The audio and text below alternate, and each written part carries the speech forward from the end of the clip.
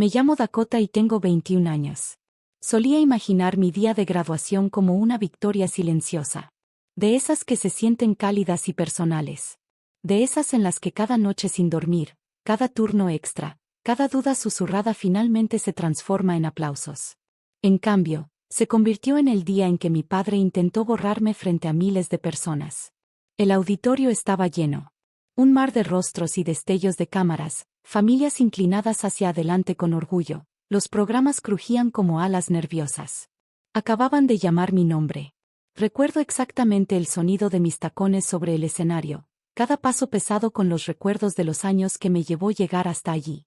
Había trabajado en 2 empleos, sobrevivido con 4 horas de sueño más noches de las que podía contar, y llevaba un silencio dentro de mí que nadie en esa sala podía ver. Mi padre estaba sentado en lo alto de las gradas, brazos cruzados, con esa expresión familiar que siempre flotaba entre el juicio y la posesión. Cuando alcancé mi diploma, comenzaron los aplausos. Al principio cortés, luego cada vez más fuertes. Fue entonces cuando su voz atravesó todo, aguda y despiadada. No aplaudan. Yo pagué ese título, no ella. Las palabras no solo resonaron. Estallaron. 2000 personas miraban fijamente. Podía sentir cómo el aire cambiaba, como si el oxígeno mismo se hubiera retirado. Mis manos temblaban, pero sonreí. Porque la humillación tiene una manera extraña de congelarte en la compostura. La sonrisa del decano titubeó. Algunos aplausos murieron en el aire. Alguien jadeó, y allí estaba yo, con el diploma a centímetros de mis dedos. Toda mi vida condensada en un momento que ya no me pertenecía.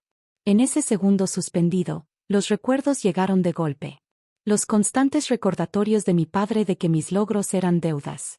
Su narrativa favorita de que nada de lo que hacía era verdaderamente mío. Él había contribuido con dinero una vez, al inicio de mi primer semestre, un hecho que pulía como un trofeo y empuñaba como un arma. Olvidando las becas, los préstamos, las horas interminables que pasé avanzando sola. Para él, contribución equivalía a posesión. Para él, mi éxito era solo otro activo bajo su nombre. Sentí el peso de 2000 juicios silenciosos presionando contra mi piel. Pero bajo la vergüenza, algo más se encendió. Una claridad tan fría que me estabilizó. Tomé el diploma, asentí cortésmente, y luego me detuve. En lugar de bajar del escenario como todos esperaban, me di la vuelta. Los murmullos comenzaron de inmediato, la confusión se propagaba entre la multitud. Mi corazón latía tan fuerte que parecía visible. Sin embargo, mis pasos eran tranquilos mientras regresaba al podio. Mi padre se movió en su asiento. Conocía esa postura.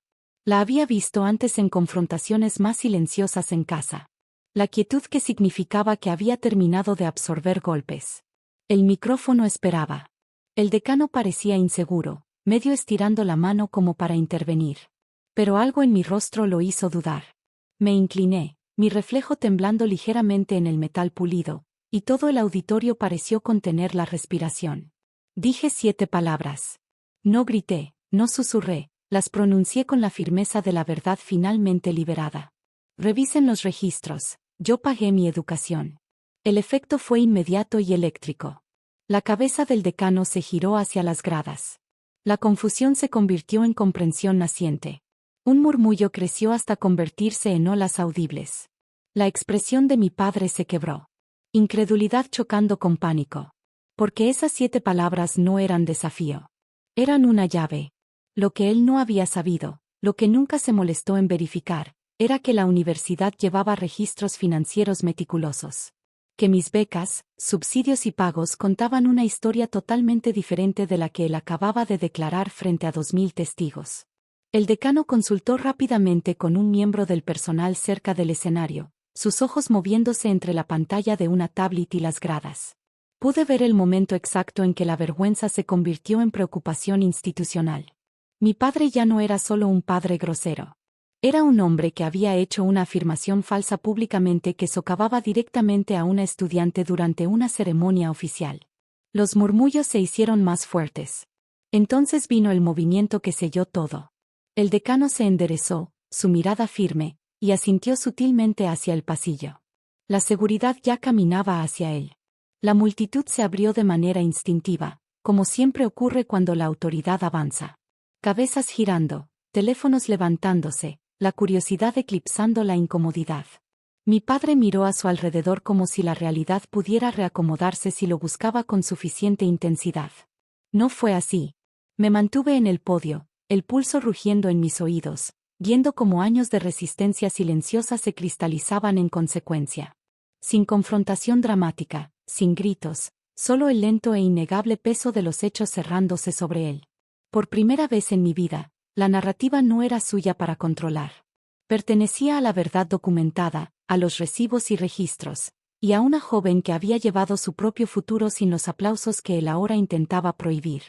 Y cuando los guardias llegaron a su fila, mientras los murmullos crecían hasta convertirse en algo entre choque y reivindicación, sentí algo que nunca había asociado con mi padre antes: distancia. No distancia física, sino la separación repentina e irreversible entre quien él creía que yo era y quien había demostrado ser. En ese vasto auditorio, bajo las luces brillantes e implacables, mi graduación finalmente se convirtió en lo que siempre había ganado: mía. El sonido de los pasos en un auditorio tan grande es extrañamente teatral. Cada paso medido de seguridad cortando el murmullo de voces, como un metrónomo de consecuencias. Mi padre no se movió al principio. Permaneció rígido, mandíbula apretada, como si la mera resistencia pudiera anclarlo al asiento.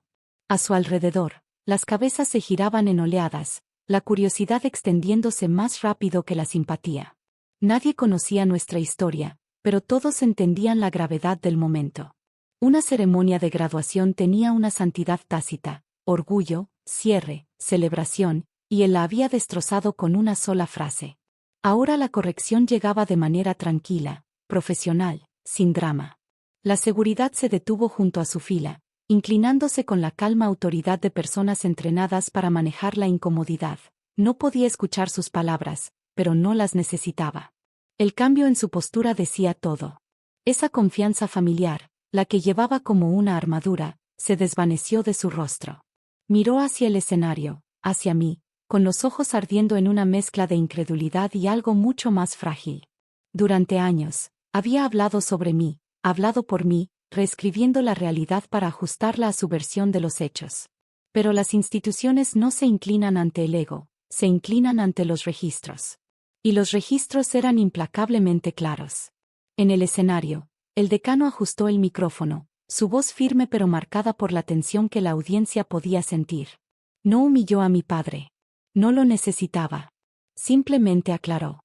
La universidad, explicó, mantiene documentación financiera detallada de cada estudiante. La educación de Dakota, continuó, había sido financiada mediante becas, apoyos académicos y pagos personales verificados. Cada frase caía con precisión quirúrgica. No acusatoria, no emocional, simplemente factual. El efecto fue devastador. Los murmullos que siguieron ya no estaban confundidos. Llevaban el tono inconfundible de una realización colectiva. La afirmación de mi padre no solo era incorrecta, había sido públicamente desmentida. La seguridad hizo un gesto cortés, y esta vez él se levantó.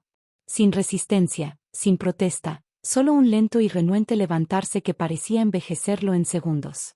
2000 personas vieron a un hombre bajar unas escaleras que había subido con tanta confianza apenas minutos antes. Desearía poder decir que sentí triunfo. Esa sería la emoción más limpia. La que las historias suelen celebrar. Pero ahí, de pie, con el diploma entre mis manos temblorosas, lo que sentí fue algo mucho más complejo: alivio. Sí, un alivio aplastante, un respiro de que la verdad finalmente me había defendido, pero también una profunda tristeza por lo que no debería haber sido necesario. Este debía haber sido un día de orgullo compartido, no de corrección pública. Sin embargo, bajo la tristeza, algo inquebrantable comenzó a asentarse dentro de mí, un sentido de reivindicación. Por primera vez, mis logros no estaban filtrados por su aprobación ni distorsionados por su posesión. Existían de manera independiente, validados por el esfuerzo, por el sacrificio. Por noches en las que nadie aplaudía y mañanas en las que nadie era testigo. Cuando mi padre llegó a la salida, se detuvo solo por un segundo. Se giró ligeramente, no lo suficiente para mirarme de frente, pero sí para que yo viera la fractura en su expresión. No era rabia. Ni siquiera era humillación. Era la perplejidad de alguien que se enfrenta a una realidad que se niega a obedecerle. Y en ese fugaz vistazo, vi algo que había perseguido toda mi vida sin darme cuenta, el colapso de una narrativa falsa. Siempre había creído que el poder venía de declarar algo lo suficientemente fuerte. Pero el poder construido sobre la ilusión es frágil. Todo lo que se necesita es documentación, timón y el valor de hablar cuando el silencio parece más seguro. 7 palabras habían hecho lo que años de discusiones no pudieron. No porque fueran ingeniosas o crueles, sino porque estaban ancladas en la verdad. La ceremonia continuó, aunque el ambiente había cambiado para siempre. Los aplausos regresaron, vacilantes al principio, luego más cálidos, ahora más intencionales. La gente ya no aplaudía un título. Aplaudían un momento de dignidad restaurada, incluso si no comprendían completamente la historia detrás. Me alejé del podio, con las piernas inestables, pero el corazón extrañamente ligero. Cada paso fuera del escenario se sintió diferente de los que me habían llevado allí, más ligero, ganado de una manera nueva. Cuando llegué al pasillo, desconocidos me sonrieron con una amabilidad que no necesitaba explicación. En sus ojos, no era una hija eclipsada por la afirmación de un padre. Simplemente era alguien que había mantenido su posición. Afuera, el aire invernal golpeó mi piel como un botón de reinicio. Las familias se reunían para fotografías, risas que se elevaban hacia el cielo pálido, la vida continuando con su usual indiferencia a los terremotos personales. Me quedé un momento, observando la alegría desplegarse por todos lados, sintiendo el silencioso peso de mi propio punto de quiebre.